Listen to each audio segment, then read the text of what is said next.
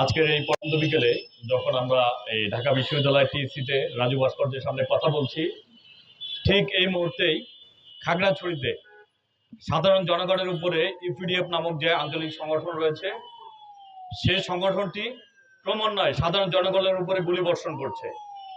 কিছুক্ষণ আগে লাইভ দেখছিলাম, লাইভ দেখে মনে হচ্ছিল যে আমরা কি আদৌ বাংলাদেশে বসবাস করছি, একটি স্বাধীন দেশে বসবাস করছি, নাকি হচ্ছে গিয়ে আজকে ফিলিস্তিনিতে ইসরায়েলি বাহিনী যেভাবে হামলা করছে, দিনে দুপুরে যেভাবে মানুষকে মেরে ফেলা হচ্ছে, ঠিক সেভাবে নাকি আমরা আজকে ফিলিস্তিনিতে বসবাস করছি।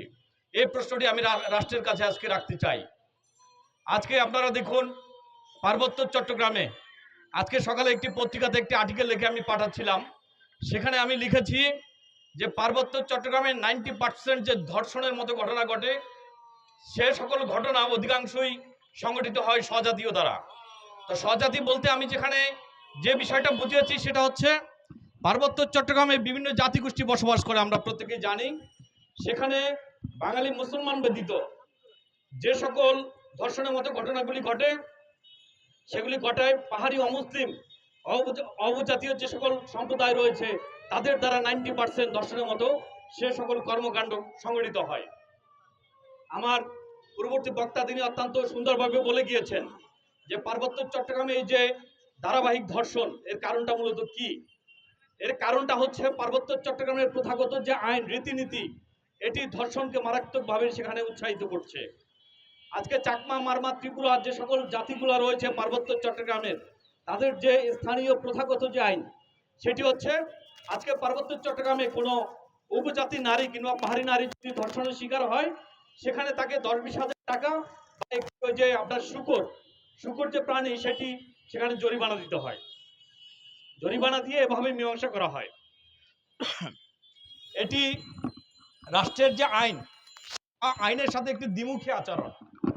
আজকে স্থানীয় যে প্রথাগত যে আইন যেটিকে বলা হচ্ছে, সে আইনের মাধ্যমে পার্বত্য চট্টগ্রামের পাহাড়ি নারীদেরকে ধর্ষণে আরও বেশি সেখানে উৎসাহিত করা হচ্ছে।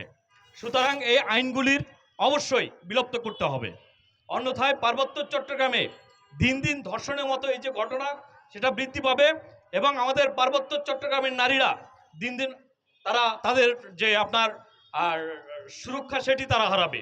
সুতরাং সরকারকে মিডিয়ার মাধ্যমে আজকে আমি স্পষ্টভাবে আহ্বান জানাচ্ছি, পরামর্শ জানাচ্ছি, সেটি হচ্ছে পাহাড়ে যত দ্রুত সম্ভব নারীদেরকে নিরাপত্তা প্রদানের লক্ষ্যে যত দ্রুত সম্ভব সেই প্রথাগত আইন বিলুপ্ত করতে হবে এবং প্রচলিত আইনের মাধ্যমে ধর্ষককে অবশ্যই দৃষ্টান্তমূলক শাস্তির আওতায় আনতে হবে।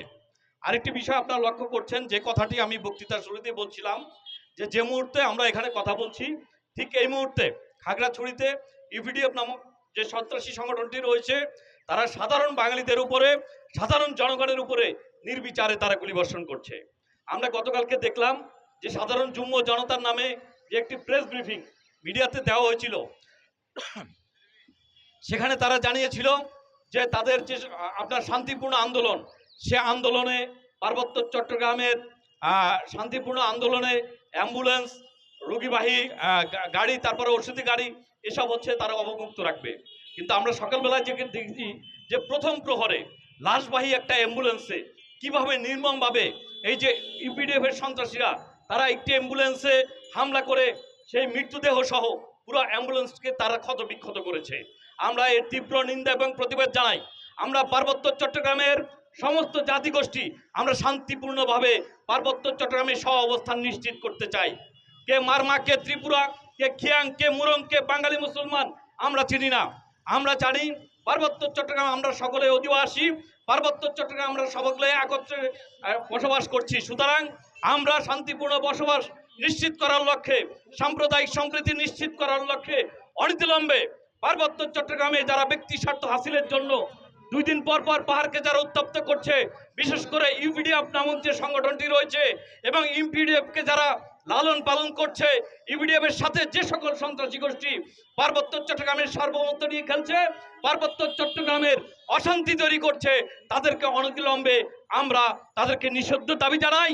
সেই সাথে পার্বত্য চট্টগ্রামের অতিবিলম্বে যৌথ বাহিনীর মাধ্যমে চিরুনি অভিযানের মাধ্যমে পার্বত্য চট্টগ্রামের সকল অবৈধ অস্ত্র উদ্ধার করে পার্বত্য চট্টগ্রামের সন্ত্রাস এবং জঙ্গি মুক্ত করার জন্য বিনীতভাবে অনুরোধ জানাই।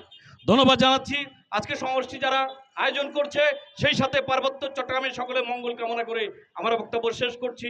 আল্লাহ হাফেজ, আসসালামু আলাইকুম।